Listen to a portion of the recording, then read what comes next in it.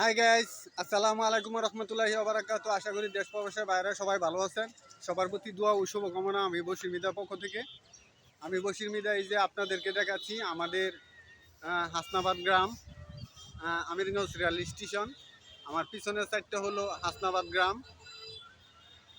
এখন আপনাদেরকে দেখাবো আমাদের আমিরগঞ্জ রেল স্টেশনে ফলের দোকান বসছে। অনেক ফলের দোকানগুলি তারা ফল বিক্রি করছে। আমি আছি ওভারব্রিজের মাধ্যমে।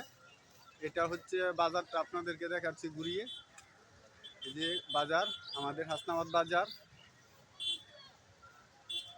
প্রবাসী ভাইয়েরা দেশে আসলে তো দেশকে চিনতে পারবে না। আমাদের দেশ ইনশাল্লাহ আল্লাহ রহমতে অনেক উন্নত হয়েছে।